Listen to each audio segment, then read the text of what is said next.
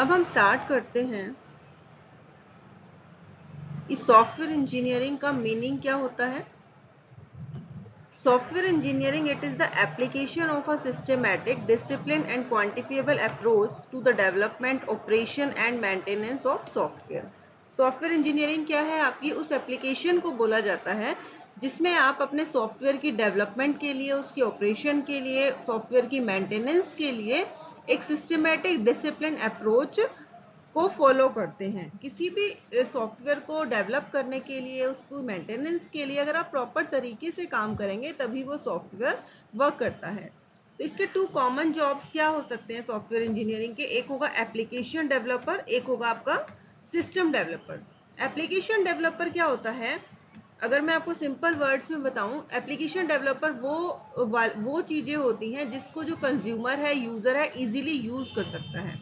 तो application developer को design किया जाता है computer application such as games for consumer. They may create custom software for a specific customer, commercial software to be sold to the general public.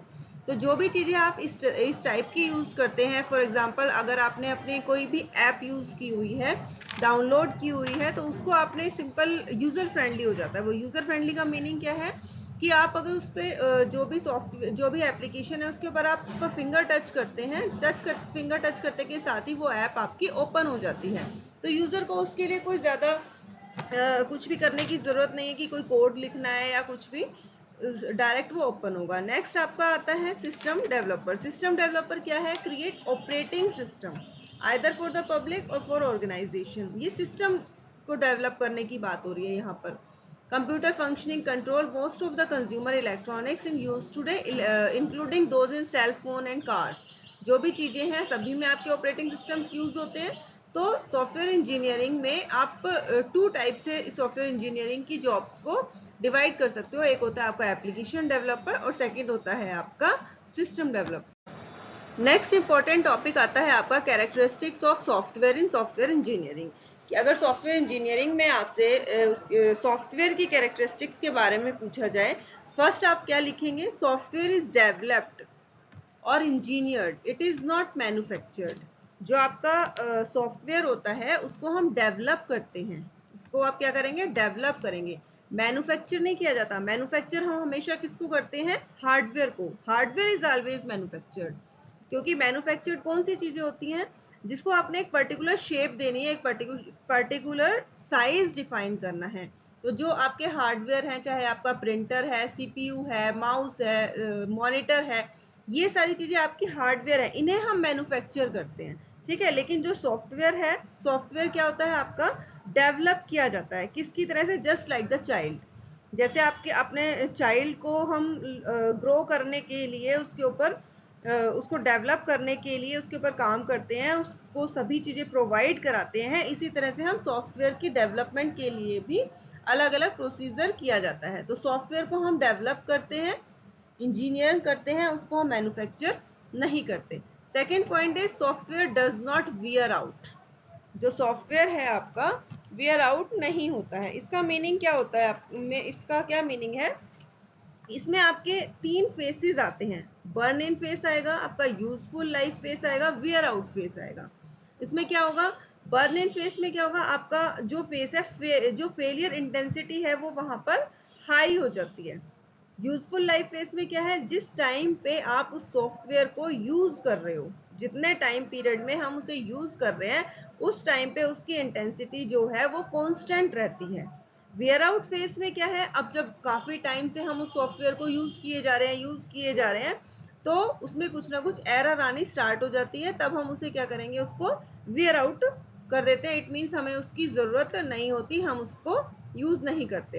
अब इसमें देखिए क्या लिखा है? Software is not susceptible to the environment maladies that cause hardware to wear out. When a hardware component wear out, it is replaced by a spare part. जब आपका कोई hardware component wear out हो जाता है, कोई hardware आपका खराब हो जाएगा, तो आप क्या करेंगे? उसे रिप्लेस कर सकते हो, रिप्लेस कर सकते हैं। लेकिन आप किसी भी सॉफ्टवेयर के स्पेयर पार्ट को, सॉफ्टवेयर को जो है हम उसको स्पेयर पार्ट के साथ हम उसे रिप्लेस नहीं कर सकते, क्योंकि सॉफ्टवेयर में क्या चीजें होती हैं, सॉफ्टवेयर को आप डिजाइन करते हो किसके थ्रू, किसी लैंग्वेज के थ्रू, किसी कोडिंग के थ्रू। लेकिन जो आपके हार्डवेयर हैं वो हार्डवेयर आपको इजीली मार्केट में अवेलेबल हो जाते हैं, ठीक है। तो हार्डवेयर कंपोनेंट को वेयर आउट करेंगे, it is replaced by spare part. लेकिन अगर हमें सॉफ्टवेयर को वेयर आउट करना है तो वो रिप्लेस नहीं हो सकता। Clear. Next point is software industry is moving toward component based construction. Most software continue to be custom built. इसका मीनिंग क्या हुआ कि अगर आप जितनी भी इंडस्ट्रीज है सॉफ्टवेयर की, वो अगर हमने कोई मान लीजिए हार्डवेयर हम की बात करते हैं, तो हार्डवेयर का क्या है, हम मार्केट से उसे परचेज कर सकते हैं। उसके किसी भी कंपोनेंट को, अगर मान लीजिए आपके सिस्टम में माउस खराब हो जाता है तो हम माउस को परचेज कर सकते हैं, उसको फिर जो भी प्रोड्यूस किया जा सकता है। तो जो हार्डवेयर होता है वो हमेशा ही आपका क्या होगा, कंपोनेंट बेस्ड होगा। लेकिन सॉफ्टवेयर क्या है, हर प्रोजेक्ट के लिए नए सॉफ्टवेयर की रिक्वायरमेंट होती है ना। तो क्या होता है कि we start from the scratch and design every unit of the software product. जब भी आप एक सॉफ्टवेयर के ऊपर काम कर रहे हो, उसके डेवलपमेंट पे काम कर रहे हो, तो सॉफ्टवेयर को डेवलप करने से पहले आपको उसके स्क्रैच बनाने पड़ते हैं, उसकी डिजाइनिंग की जाती है। उस केस में क्या होता है कि वहां पर आपको अपने डिजाइन के स्टैंडर्ड कंपोनेंट्स को यूज किया जाता है। इसीलिए इसको बोला गया है कि सॉफ्टवेयर इंडस्ट्री जो है वो आपकी किस साइड मूव कर रही है, कंपोनेंट बेस्ड के ऊपर, और जो आपकी हार्डवेयर है वो आपकी हमेशा से कंपोनेंट बेस्ड के ऊपर काम करती है। So next most important question हमारा आता है SRS। SRS का मीनिंग क्या होता है, सॉफ्टवेयर रिक्वायरमेंट स्पेसिफिकेशन, ये इसकी फुल फॉर्म है। मोस्ट इंपॉर्टेंट क्वेश्चन है, चाहे आप अपने कॉलेज के एग्जाम की पॉइंट ऑफ व्यू से लगा लीजिए या कोई भी आप कॉम्पिटिटिव एग्जाम देते हैं, उसमें इसकी एक एक कैरेक्टरिस्टिक्स की इंपॉर्टेंस है। किसी भी एक कैरेक्टरिस्टिक्स की वो डेफिनेशन को देकर आपसे ये पूछ सकता है कि ये कौन सी कैरेक्टरिस्टिक्स है, ठीक है। तो SRS होता क्या है, software requirement specification. It means ये क्या है, एक डिटेल डिस्क्रिप्शन है एक software system to be developed with its functional and non functional requirement. तो जो भी आप सॉफ्टवेयर डेवलप करते हो उससे रिलेटेड जो भी आपके पास इंफॉर्मेशन है, जो भी आपके पास डिस्क्रिप्शन है, वो सारी की सारी इसमें नोट की जाती हैं, चाहे वो रिक्वायरमेंट्स आपकी फंक्शनल है या नॉन फंक्शनल है, वो आपका होता है SRS। तो मोस्ट इंपॉर्टेंट है सॉफ्टवेयर इंजीनियरिंग में। SRS is developed based the agreement. किस किस के बीच में एग्रीमेंट होता है, between customer and the contractor. It may include the use cases of how user is going to interact with the software system. तो आपके SRS की SRS डॉक्यूमेंट की क्या क्या कैरेक्टरिस्टिक्स होनी चाहिए, उसमें क्या क्या फीचर्स होने चाहिए जो एक SRS डॉक्यूमेंट को एक अच्छा डॉक्यूमेंट बताया जा सके। फर्स्ट क्या है आपका, करेक्टनेस। तो जो भी आप SRS में इंफॉर्मेशन को राइट कर रहे हो, जो भी आप डिस्क्रिप्शन, डिटेल डिस्क्रिप्शन SRS में नोट कर रहे हो, वो सारी की सारी करेक्ट होनी चाहिए। कोई आपकी उसमें प्रेडिक्शन नहीं होनी चाहिए कि ऐसा हो सकता है या ऐसा हुआ होगा, नो। उसमें सिर्फ जो भी एक्चुअल, जो भी करेक्ट इंफॉर्मेशन है, करेक्ट रिक्वायरमेंट है, वो सारी की सारी इसमें नोट होनी चाहिए। SRS क्या कहता है, SRS is said to be correct. कब करेक्ट होगा, if it cover all the requirements that are actually expected from the system। तो SRS की करेक्टनेस तब मानी जाएगी जो भी आपने सिस्टम से रिलेटेड एक्सपेक्ट किया था, आपने इन द सेंस जो भी कस्टमर ने आपसे एक्सपेक्ट किया था, वो सारी रिक्वायरमेंट उस सॉफ्टवेयर में कस्टमर को फुलफिल की जा रही है, वो सारी रिक्वायरमेंट को कवर किया जा रहा है जो कि एक्चुअली कस्टमर ने एक्सपेक्ट किया था, तब वो SRS आपकी करेक्ट मानी जाएगी। सेकंड क्या है आपका, कंप्लीटनेस। कंप्लीटनेस होनी चाहिए।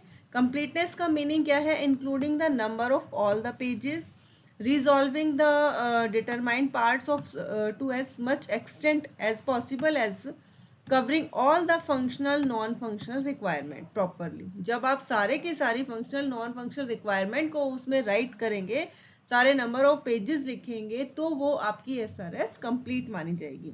Next point is consistency. SRS क्या कहता है कि हमारा जो SRS डॉक्यूमेंट है वो कंसिस्टेंट कब होगा? जब उसके अंदर कोई भी कंफ्लिक्ट नहीं होगी। नो कन्फ्लिक्ट, नो कन्फ्लिक्ट का मीनिंग है आपकी कंसिस्टेंसी। जो मैंने आपको बताया कि कॉम्पिटिटिव एग्जाम में ये आते हैं पॉइंट्स, कैसे पूछे जाएंगे? SRS are said to be dash if there are no conflict, it means no conflict, तो आंसर क्या आएगा आपका? कंसिस्टेंट। इस टाइप से उसमें क्वेश्चन पूछा जाता है, ठीक है। तो next point is अनएम्बिगुअसनेस।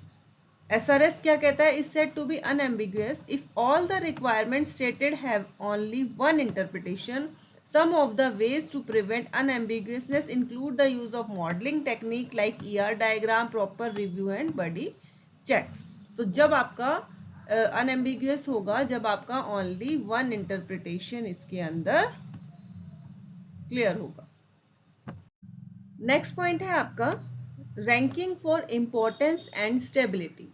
There should a criteria to classify the requirement as less or more important or more specifically as desirable or essential.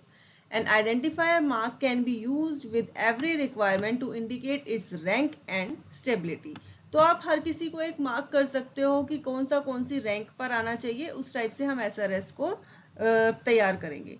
Next is मॉडिफिएबिलिटी। Modifiable कब होगा? As possible and should be capable of easily accepting changes to the system to some extent. Modification should be properly indexed and cross reference. तो ऐसा एक कोई system नहीं तैयार होना चाहिए या सॉफ्टवेयर प्रिपेयर नहीं होना चाहिए जिसको कि मॉडिफिकेशन ही पॉसिबल ना हो।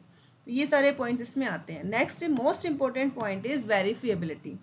SRS is verifiable if there exists a specific technique to quantifiably measure the extent to which every requirement is met by the system. तो वेरीफाई करने के लिए आपको जो भी आपने सॉफ्टवेयर प्रिपेयर किया है उसकी हर requirement is met by the system. हर रिक्वायरमेंट से मिलना जरूरी है कि कौन सी यूजर की रिक्वायरमेंट है जो हमने फुलफिल नहीं किया, क्योंकि रिक्वायरमेंट को हम गैदर कर ही क्यों रहे हैं? अगर रिक्वायरमेंट को फुलफिल ही नहीं करना तो हम गैदर भी नहीं करेंगे। गैदर करने का मेन मोटिव ही ये होता है कि जो भी सॉफ्टवेयर आप तैयार कर रहे हो उसमें सारी की सारी यूजर की, कस्टमर की रिक्वायरमेंट को फुलफिल किया जाए। For example, requirement starting that the system must be user friendly is not verifiable and listing such requirement should be avoided.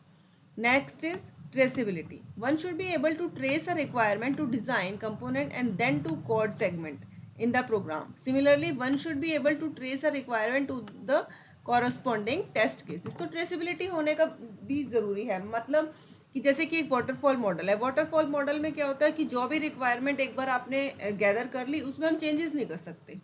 जो नेक्स्ट स्टेप है उसके पास वो जा नहीं सकता। पूरा का पूरा एक सॉफ्टवेयर तैयार हो जाता है, उसके बाद जो यूजर है वो उसको देख सकता है, ट्रेस ही नहीं कर सकता। तो ऐसा तो कोई भी बनाना नहीं चाहेगा। ऐसा मॉडल तैयार होना चाहिए, ऐसा एक SRS, ऐसा सॉफ्टवेयर तैयार होना चाहिए कि उसमें बीच बीच में यूजर की रिक्वायरमेंट को चेंज किया जा सके, उसको मॉडिफाई किया जा सके। किसी भी SRS के गुड SRS के फीचर्स में नेक्स्ट पॉइंट है आपका design independence. There should be an option to choose from multiple design alternatives for the final system. More specifically the SRS should not include any implementation details. Next is testability. अब test तो होना बहुत जरूरी है, कोई भी चीज market में जाने से पहले उसकी टेस्टिंग होती है। तो SRS should be written, SRS में ये लिखा होना चाहिए in such a way that it is easy to generate test cases and test plans for the document. तो जो भी टेस्टिंग की गई है वो सारा का सारा डॉक्यूमेंट आपका SRS में होना चाहिए। Understandable by the customer. An end user may be an expert in his her specific domain but might not be an expert in computer science. जो भी end user है हो सकता है वो computer science में expert ना हो। The use of formal notation and symbol should be avoided to as much extent as possible. तो ये एक कोशिश करनी चाहिए कि ऐसे सिंबल्स को या ऐसी नोटेशन को उसमें ना लिखा जाए जो कंप्यूटर साइंस का जिसका बैकग्राउंड ना है वो उसको समझ ही ना आए। तो लैंग्वेज ऐसी होनी चाहिए, should be kept easy and clear, कि वो यूजर इसको इजीली समझ सके, उसको इजीली समझाया जा सके। ऐसा ना हो कि हम अपनी कंप्यूटर की लैंग्वेज में अपनी कोडिंग लिखे जा रहे हैं वो SRS हम अपने यूजर को दिखा रहे हैं तो यूजर को तो वो कुछ समझ में आएगा नहीं। तो ऐसी लैंग्वेज को आप कैप्ट करें जो कि कस्टमर इजीली अंडरस्टैंड कर सके। नेक्स्ट क्वेश्चन क्या है आपका कि सॉफ्टवेयर इंजीनियरिंग के मॉडल्स।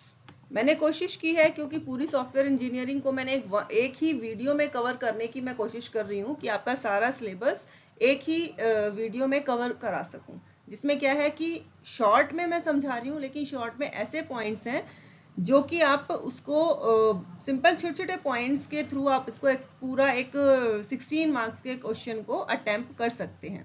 तो सारे मॉडल्स को मैंने एक तरह से डिफरेंस में शो किया है।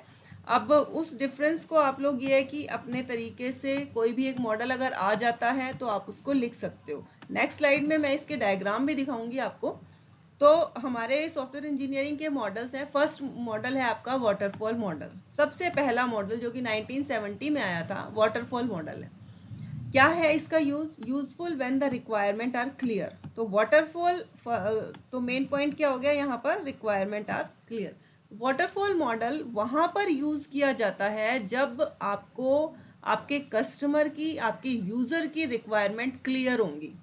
क्लियर इन द सेंस कि जब अगर आपने सॉफ्टवेयर बनाने का काम स्टार्ट कर दिया है, सॉफ्टवेयर डेवलपमेंट का काम स्टार्ट कर दिया है, तो आपके पास उसकी सारी रिक्वायरमेंट्स आपको क्लियर होनी चाहिए, क्योंकि वाटरफॉल मॉडल में बीच बीच में रिक्वायरमेंट को चेंज नहीं किया जा सकता, जो कि वाटरफॉल मॉडल का एक ड्रॉबैक है।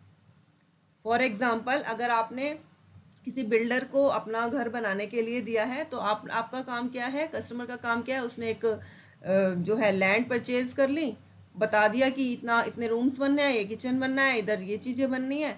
उसके बाद वो उसे तब चेक कर रहा है जब वो सीधा उस घर में रहने के लिए जा रहा है। जब रहने जा रहा है तो उसको लगेगा अरे किचन तो बड़ी छोटी बन गई, ड्राइंग रूम तो बहुत छोटा हो गया। तो ये एक ड्रॉबैक है वाटरफॉल मॉडल में, जिसमें कि यूजर को लास्ट में मेंटेनेंस टाइम पे जब वो उसे यूज कर रहा है तब पता चलता है कि इसमें क्या चेंजेस और हो सकते थे। इसलिए वाटरफॉल मॉडल तब यूज होता है जब आपको रिक्वायरमेंट सारी की सारी कस्टमर की स्टार्टिंग में ही क्लियर होती है। स्ट्रक्चर्ड इसमें डिटेल्ड होगा, प्रिसाइज है, एक्यूरेट डॉक्यूमेंट्स होने चाहिए। Not good when requirements are ambiguous, frequent interaction with the customer needed for feedback, क्योंकि इसमें फीडबैक पॉसिबल ही नहीं है। मैंने आपको स्टार्टिंग में ही बता दिया कि वाटरफॉल मॉडल में स्टार्टिंग में ही कस्टमर की रिक्वायरमेंट को देख लेंगे, उसके बाद लास्ट तक उसका कोई फीडबैक दे ही नहीं सकता, क्योंकि उसको दिखाया ही नहीं जाता कि बन क्या रहा है। तो no feedback and proposing changes, कोई चेंजेस नहीं करा सकता वो। उसने स्टार्टिंग में जो चीज अपनी रिक्वायरमेंट बता दी, बीच में अगर वो चेंज कराना चाहेगा तो ये चेंज नहीं हो सकता। इसीलिए waterfall model is not suitable for large projects, क्योंकि अगर हम बड़े प्रोजेक्ट्स पे काम करेंगे तो ये चीजें तो पॉसिबल नहीं है कि स्टार्टिंग में बता दिया, अगर बीच में मान लीजिए कि कस्टमर को कुछ चेंजेस कराने हैं अपने सॉफ्टवेयर में या अपने किसी भी प्रोजेक्ट में, तो वो चेंजेस ही नहीं करा सकता। और वो ऐसे चेंजेस तो भाई सभी को कर सकते हैं। अगर हम कोई छोटा सा एग्जांपल लेते हैं, हम घर बना रहे हैं, बीच बीच में हम चेंजेस कर सकते हैं कि हमें ये चीज इधर नहीं बनानी, ये रूम यहाँ नहीं बनाना, किचन इधर नहीं बनानी। तो वाटरफॉल मॉडल में ये चीजें जो है वो नहीं हो सकती कि फीडबैक दिया जाए या उसमें बीच बीच में चेंजेस किए जाएं। ठीक है, नेक्स्ट मॉडल है आपका, सेकंड मॉडल है आपका प्रोटोटाइप मॉडल। तो प्रोटोटाइप का मतलब क्या है? प्रोटोटाइप का मतलब है आपका इट्स काइंड ऑफ डमी या इट्स काइंड ऑफ टॉय। जैसे होता है ना, आपने देखा होगा कि कोई बिल्डर है, कोई भी जो है फ्लैट्स बने हुए हैं, उसको सेल करने से पहले आपको क्या दिखाया जाता है, एक डमी के तरीके से दिखाया जाता है कि इतने फ्लैट्स बनेंगे, यहाँ पर पार्क होगा, इधर पार्किंग की जा सकती है। तो वो एक डमी के उसमें दिखाया जाता है। That is a prototype model, useful when requirements are not clear. जब आपको ऐसा, इसमें क्या है, वाटरफॉल मॉडल की तरह जरूरी नहीं है कि स्टार्टिंग में ही सारी रिक्वायरमेंट क्लियर होंगी। इसमें क्या होगा कि कस्टमर को सबसे पहले एक प्रोटोटाइप बना के दिखाया जाएगा, मतलब कि एक डमी बना के दिखाया जाएगा। अगर कस्टमर को वो डमी में जो भी बना के दिखाया जा रहा है वो उसको पसंद आ जाता है, ठीक है, तो अगर वो उसको पसंद आ गया तो क्या होगा कि डेवलपर जो है अब उस सॉफ्टवेयर के ऊपर, उस प्रोजेक्ट के ऊपर काम करना स्टार्ट कर देगा। मींस कि उसकी डिजाइनिंग करना स्टार्ट कर देगा, उस पर कोडिंग करनी स्टार्ट कर देगा, तो सारा काम स्टार्ट हो जाएगा। लेकिन क्या होगा, अगर इन केस कि जो डमी कस्टमर को दिखाई जा रही है वो उसको कस्टमर को पसंद ही नहीं आ रही है, पसंद नहीं आ रही कि उसमें कुछ चेंजेस कराने हैं, तो वो यहाँ पर चेंजेस करा सकता है। And the interaction with the customer, तो इंटरेक्शन बीच बीच में कस्टमर का होता रहेगा। एक डमी बना के दिखाई जाएगी, कस्टमर ने अगर यस कर दिया तो उसके ऊपर काम स्टार्ट कर दिया जाएगा, अगर नो कर दिया तो दूसरी डमी बनाई जाएगी, उसमें चेंजेस किए जाएंगे, फिर से कस्टमर से इंटरेक्शन होगा और उसकी चॉइस के अकॉर्डिंग काम स्टार्ट होगा। And experimenting an initial version of the software result is high satisfaction. जब तक कस्टमर सेटिस्फाई नहीं है तब तक डिजाइनिंग कोडिंग का काम स्टार्ट नहीं होगा। And a clearance of what to be implemented. Good tools need to be required for quick development like coding in order to complete a prototype. जब एक प्रोटोटाइप कंप्लीट हो जाएगा, इट मीन्स डमी बनकर तैयार हो जाएगी, वो कस्टमर उसके ऊपर अपना एग्रीमेंट दे देगा कि यस ये मुझे पसंद आ रहा है, उसके बाद ही आप डिजाइनिंग और कोडिंग का काम स्टार्ट करेंगे। तो ये होता है आपका प्रोटोटाइप मॉडल। नेक्स्ट मॉडल आपका आता है third model, incremental and iterative model. तो इंक्रीमेंटल नाम से ही पता चल रहा है कि इंक्रीमेंट कर करके दिखाया जाएगा, ठीक है, कि पहले छोटी छोटी चीज बना के दिखाई। मान लो हम घर का ही एग्जांपल लेते हैं, एक रूम बनाया, कस्टमर को दिखा दिया कि भाई ठीक बना है, ये जो डिजाइनिंग किया ये ठीक है, उसके बाद दूसरा रूम बनाया, फिर दिखाया। तो इंक्रीमेंट के थ्रू, छोटे छोटे चीजों के थ्रू उसमें दिखाया जाएगा। They are suited for large projects. जो इंक्रीमेंटल मॉडल है वो लार्ज प्रोजेक्ट्स को सूट करता है। Less expensive to change the requirement of they support customer interaction with each increment. हर इंक्रीमेंट के बाद इसमें कस्टमर से इंटरेक्ट किया जाता है, उसकी परमिशन ली जाती है कि जो रिक्वायरमेंट आपने दी है क्या वो इसको फुलफिल कर रहा है। Initial version of software are produce early which facilitate customer evaluation and feedback. तो इसमें आपका फीडबैक भी पॉसिबल है हर बार, क्योंकि इंक्रीमेंटल है, बार बार कस्टमर से इंटरेक्शन है, तो उसको फीडबैक के लिए तो इंटरेक्शन किया जा रहा है। They don't fit into a small projects or projects that waterfall are best. अगर छोटे प्रोजेक्ट्स के लिए है तो आपका वाटरफॉल मॉडल ही बेस्ट मॉडल है। बिग प्रोजेक्ट्स के लिए, लार्ज प्रोजेक्ट्स के लिए आपका इंक्रीमेंटल मॉडल होता है। नेक्स्ट मॉडल है आपका स्पाइरल मॉडल। स्पाइरल मॉडल में मेन वर्ड है रिस्क। अगर किसी कॉम्पिटिटिव एग्जाम की बात करें तो एमसीक्यू आते हैं, उसमें अगर आपने रिस्क वर्ड देख लिया, it means a spiral model. It is good for high risk or large projects where the requirements are unambiguous. Sorry. तो जहां पर भी बड़े प्रोजेक्ट्स में या कोई जो हाई रिस्क हो रहा है वहां पर आपका मॉडल कौन सा काम करता है? Spiral model. या आपकी जो रिक्वायरमेंट्स है वो अनएम्बिगुअस है। The risk might be due to cost, schedule, performance, user interface, किसी भी टाइप का रिस्क हो सकता है। Risk analysis requires highly specific expertise and project success is highly dependent on the risk analysis phase. It does not work well for smaller project. अब high risk के लिए भी smaller project को use करने की कोई जरूरत नहीं है, वहां तो हम waterfall मॉडल से भी काम चला सकते हैं। लास्ट मॉडल आपका आता है agile model. Suit some small medium size project with rapidly changes in the requirement as customer is involved during each phase. है तो small projects के लिए, स्मॉल प्रोजेक्ट्स के लिए तो आपका वाटरफॉल मॉडल भी था, लेकिन वाटरफॉल मॉडल में हम कोई भी चेंजेस नहीं कर सकते थे। लेकिन एजाइल मॉडल में जो है आप रैपिडली चेंजेस कर सकते हो रिक्वायरमेंट में। Very limited planning to require to get started with the project, saving time and money, क्योंकि आप एक छोटे से प्रोजेक्ट के लिए भी बार बार कस्टमर से इंटरेक्शन हो रहा है। Not good for large projects, highly skilled team is also needed. ठीक है, तो मैंने इसमें इन सभी मॉडल्स में इस तरीके से छोटे छोटे पॉइंट्स, या आप ये लगा लो जैसे कि यहाँ पर फर्स्ट पॉइंट हो गया क्लियर है, सेकंड पॉइंट हो गया स्ट्रक्चर डिटेल्स है, या प्रिसाइज है, एक्यूरेट डॉक्यूमेंट्स है।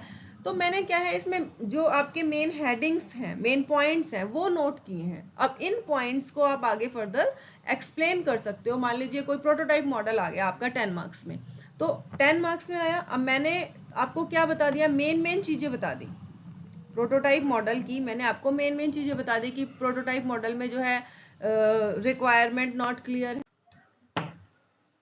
अब ये सभी क्या है, इन मॉडल्स के डायग्राम भी मैंने यहाँ पर आपको दिखाने की कोशिश की है कि आप डायग्राम के थ्रू भी समझ सकते हैं। फर्स्ट हमने किया था वाटरफॉल मॉडल। तो वाटरफॉल मॉडल में क्या है, सबसे पहले आप रिक्वायरमेंट गैदर करेंगे, उसके बाद डिजाइनिंग करेंगे। रिक्वायरमेंट यहाँ पर आपको क्लियर होनी चाहिए क्योंकि फीडबैक का कोई ऑप्शन नहीं है। जैसे रिक्वायरमेंट मिल गई, डिजाइन करना start, development start, testing, deployment, maintenance.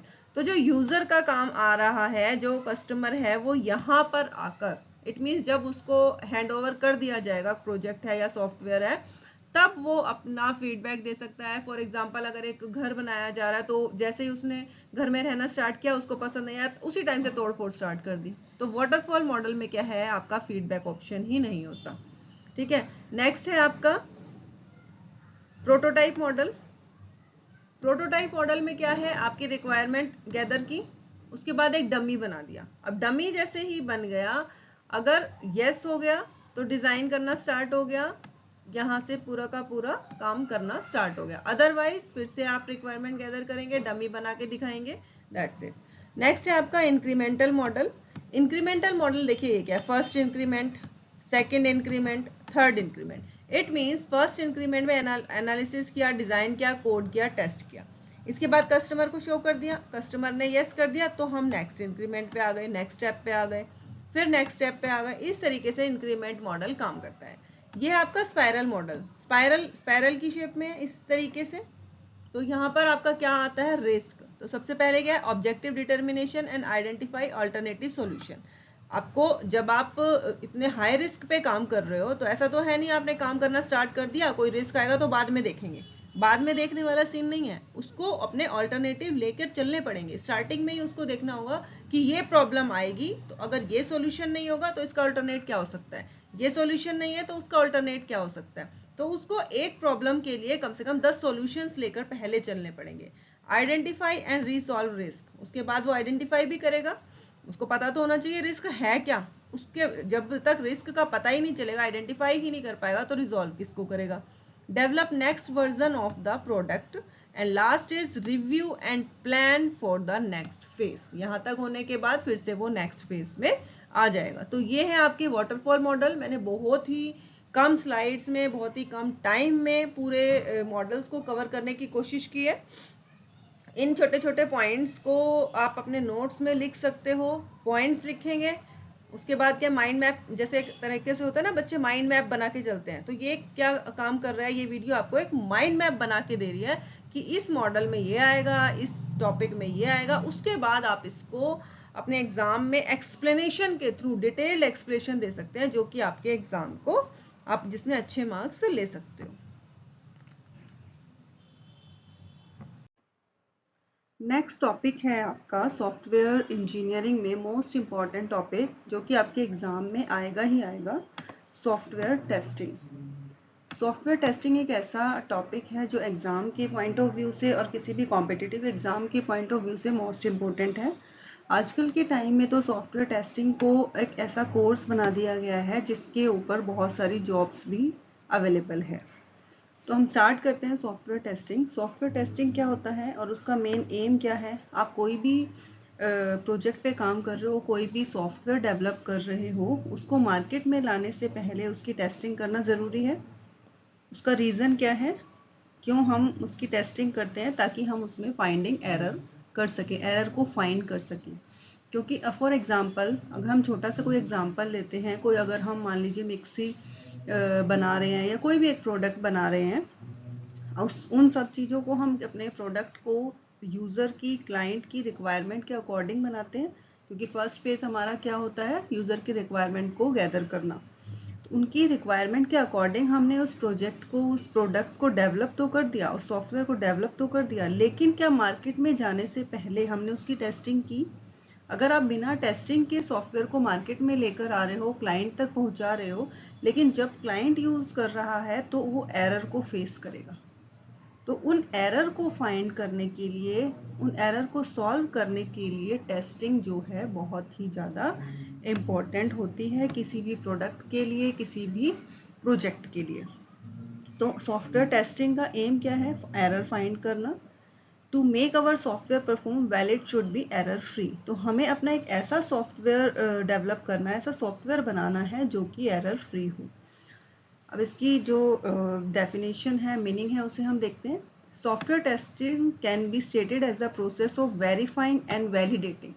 तो मेन पॉइंट क्या है इसमें आपका, verifying and validating whether a software or application is bug free. Bug free means error free. Computer की लैंग्वेज में बग का मीनिंग क्या होता है, एरर को फाइंड करना।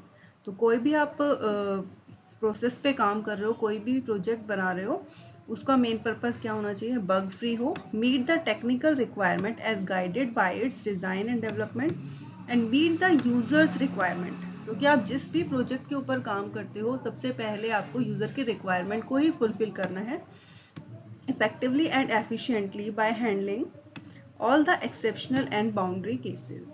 क्लियर? तो सॉफ्टवेयर टेस्टिंग का मेन मोटिव क्या है, मेन एम क्या है, जो भी आप सॉफ्टवेयर को डेवलप कर रहे हो उसको हमें एरर फ्री या बग फ्री बनाना है। इसे हम फर्दर 2 स्टेप्स में डिवाइड करते हैं। अभी मैंने आपको बताया, first is verification, second is validation. तो जो भी आप सॉफ्टवेयर बना रहे हो उसकी वेरिफिकेशन भी जरूरी है और उसका वैलिडेशन भी जरूरी है। किसी भी कॉम्पिटिटिव एग्जाम में वेरिफिकेशन और वैलिडेशन से रिलेटेड किस टाइप से क्वेश्चन आएगा, अगर वो लिखता है are we building the product right, that is verification. अगर लिखता है are we building the right product, this is validation. दोनों में ये डिफरेंस होता है, वैलिडेशन में और वेरिफिकेशन में। इसमें आपका आता है सॉफ्टवेयर टेस्टिंग। इस एक स्लाइड में मैंने आपको पूरे सॉफ्टवेयर टेस्टिंग के चैप्टर को डिफाइन किया है। सॉफ्टवेयर टेस्टिंग से रिलेटेड जितना भी कंसेप्ट है वो पूरा का पूरा इस डायग्राम के ऊपर बेस्ड है। सॉफ्टवेयर टेस्टिंग के पार्ट्स हैं मैनुअल टेस्टिंग, टाइप्स हैं, फर्स्ट और सेकंड है ऑटोमेशन टेस्टिंग। मैनुअल टेस्टिंग होता है आपका white box, black box and grey box. Black box है आपका functional testing and non functional testing. Functional testing में unit testing, integration testing, system testing. Integration testing को 2 parts में divide किया है, इंक्रीमेंटल, नॉन इंक्रीमेंटल। इंक्रीमेंटल है top down and bottom up. Non functional क्या है, परफॉर्मेंस, यूजेबिलिटी और compatibility. Performance में आपका आएगा load testing, stress testing, scalability testing और स्टेबिलिटी टेस्टिंग। तो सॉफ्टवेयर टेस्टिंग से रिलेटेड आपका जितना भी सिलेबस है, जितना भी चैप्टर है, जितने भी चीजें हैं, वो सारी की सारी इसी एक स्लाइड के ऊपर बेस्ड है। इसके बाहर से कोई भी टेस्टिंग नहीं आती है। सिस्टम टेस्टिंग के टाइप्स हैं जो कि अभी हमने डायग्राम में किया है, functional testing, non functional testing और मेंटेनेंस टेस्टिंग। फंक्शनल टेस्टिंग क्या है, it is a type of software testing that validate the software system against the functional requirement. तो यूजर की जितनी भी फंक्शनल रिक्वायरमेंट्स हैं उनको सभी को टेस्टिंग के बाद ही हम मार्केट में लेकर आएंगे अपने प्रोडक्ट को। It is perform to check whether the application is working as per the software functional requirement.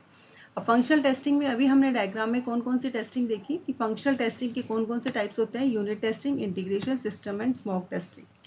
Non functional testing की क्या है, it is a type of software testing जिसमें हम नॉन फंक्शनल रिक्वायरमेंट को चेक करते हैं।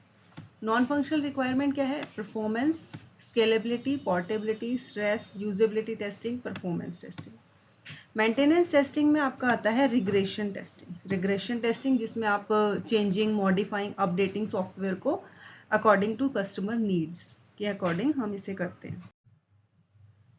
फिर है कि सॉफ्टवेयर टेस्टिंग को हमने कितने वेज में, यहाँ पर क्या है वेज, कितने वेज में हम कर सकते हैं। एक तो मैनुअल टेस्टिंग हो सकता है, एक होता है आपका ऑटोमेशन टेस्टिंग।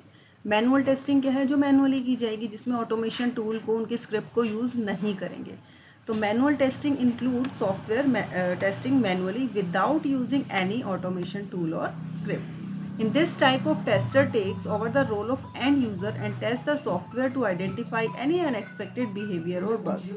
तो मैनुअल टेस्टिंग में क्या क्या है आपका, यूनिट टेस्टिंग है, इंटीग्रेशन टेस्टिंग है, ये सारा आएगा। तो मैनुअल टेस्टिंग में आप यही बताएंगे कि हम टेस्टिंग तो कर रहे हैं लेकिन without taking any help of any automation tool, किसी भी ऑटोमेशन टूल को हम यूज नहीं कर रहे। यहाँ पर हम क्या करेंगे, यूजिंग मैनुअली टेस्ट केसेस। हमारे पास ऑटोमेशन टूल से रिलेटेड कोई भी नॉलेज यहाँ पर नहीं होती है। फिर आपका ऑटोमेशन टेस्टिंग, इसे हम टेस्ट ऑटोमेशन भी बोल सकते हैं, इज व्हेन द टेस्टर जो होगा, इसमें जो भी टेस्टिंग करेगा वो सबसे पहले अपनी स्क्रिप्ट को लिखेगा कि हमें क्या क्या टेस्ट करना है। Uses another software to the test of product. This process involves the automation of a manual process. Rerun the test scenario quickly, repeatedly. They were performed manually in manual testing. तो manual testing में क्या होगा, जिसमें कि हम automation tool को, script को use नहीं करेंगे, वो अपने एंड पे काम करेगा। ऑटोमेशन टेस्टिंग में क्या होगा, जो टेस्टर है वो पहले स्क्रिप्ट को राइट करेगा, देन उसके ऊपर टेस्टिंग वाला काम स्टार्ट करेगा। अब जो मैनुअल टेस्टिंग है जिसमें हम किसी भी ऑटोमेशन टूल को यूज़ नहीं करते, उसके टाइप्स क्या हैं? आपका वाइट बॉक्स टेस्टिंग है, ब्लैक बॉक्स टेस्टिंग है। वाइट बॉक्स टेस्टिंग को हम open box testing, glass box testing, transparent box testing भी बोलते हैं। अगर वाइट बॉक्स के अलावा इन ये वर्ड्स भी यूज़ किए जाते हैं क्वेश्चन में, तो आपने वाइट बॉक्स टेस्टिंग का ही लिखना है। व्हाइट बॉक्स टेस्टिंग को कौन करता है? डेवलपर करता है। क्या चेक करता है वो? Every line of code before giving it to the test engineer. सबसे पहले हर एक लाइन ऑफ कोड को चेक किया जाता है, उसके बाद ही वो टेस्ट इंजीनियर को वो सारा देगा। डेवलपर को विजिबल होगा ऑल द कोड्स। इसका मेन एम क्या होगा? Check the flow of input and output and enhance security. Black box testing क्या होती है? टेस्ट इंजीनियर जिसको डन करता है। व्हाइट बॉक्स टेस्टिंग को कौन कर रहा था? डेवलपर करता था, हर एक लाइन को चेक करेगा, then giving it to the test engineer. Black box testing जो है वो टेस्ट इंजीनियर करता है, और वो क्या चेक करता है? उसमें फंक्शनलिटी ऑफ एन एप्लीकेशन और software according to the customer या क्लाइंट नीड्स। फिर आपका क्या आता है कि जो सॉफ्टवेयर है, software level testing can be, जो मेजरली कितने लेवल्स में उसको क्लासिफाई किया हुआ है। फर्स्ट लेवल है आपका यूनिट टेस्टिंग। फर्स्ट लेवल क्या है? Unit testing. इसको अगर सीक्वेंस में पूछा जाता है कि इसकी सीक्वेंस क्या है, तो सीक्वेंस भी सेम रहती है। फर्स्ट यूनिट टेस्टिंग होता है, फिर इंटीग्रेशन आता है, then system, and last is acceptance testing. तो जो यूनिट टेस्टिंग होता है, यूनिट का मतलब क्या है? छोटे छोटे पार्ट्स में, यूनिट्स में, कंपोनेंट्स में टेस्ट करना। तो ये मेन फोकस किसके ऊपर करते हैं? स्मॉलेस्ट यूनिट के ऊपर करते हैं। इसमें क्या है? इंडिविजुअल यूनिट या group of inter related unit इसको टेस्ट करेगा। किसके, कौन इसे टेस्ट करता है? डन बाय प्रोग्रामर इसको टेस्ट करेगा। It is a level of software testing process where individual unit और कंपोनेंट्स ऑफ सॉफ्टवेयर। तो टेस्ट कैसे किया जा रहा है? एक छोटे छोटे यूनिट्स में, छोटे छोटे पार्ट्स में, या आप कह सकते हो कंपोनेंट्स ऑफ अ सॉफ्टवेयर को इसको टेस्ट किया जाएगा। The purpose is to validate that each unit of software performs as design. हर एक यूनिट को टेस्ट करने के बाद ही आगे डिजाइनिंग वाला काम होगा। Next is integration testing. Integration testing में क्या है? Where individual units are combined and tested as a group, जिसमें एक ग्रुप में टेस्टिंग की जाएगी। The purpose of this level of testing is expose fault in the interaction between integrated units. System testing में क्या होता है? It is a level of software testing process where a complete integrated system software is tested. The purpose of this test is to evaluate the system compliance with the specified requirement. तो system testing में क्या हो रहा है आपका? जो पूरे के पूरे एक टेस्ट प्रोसेस को टेस्ट कर रहा है, एनालाइज क्या कर रहा है? Software product as a complete system. Unit testing में क्या था? एक छोटे छोटे यूनिट्स में हो रहा था। इंटीग्रेशन में फिर ग्रुप्स बनाए गए।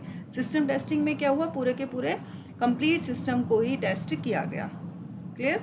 एक्सेप्टेंस टेस्टिंग में क्या है? It is a level of software testing process where a system tested for acceptability. The purpose of this test is to evaluate the system compliance with the business requirement and assess whether it is acceptable for delivery. यहाँ पर आपका जो complete हो गया, testing हो गई, उसके बाद वो प्रोडक्ट जो है डिलीवर करने के लिए रेडी हो चुका है। तो यूनिट टेस्टिंग में क्या हुआ? छोटे छोटे पार्ट्स करने के बाद टेस्ट हुआ। इंटीग्रेटेड में ग्रुप्स बनाए गए। सिस्टम टेस्टिंग में आपका कंप्लीट सिस्टम को टेस्ट किया गया।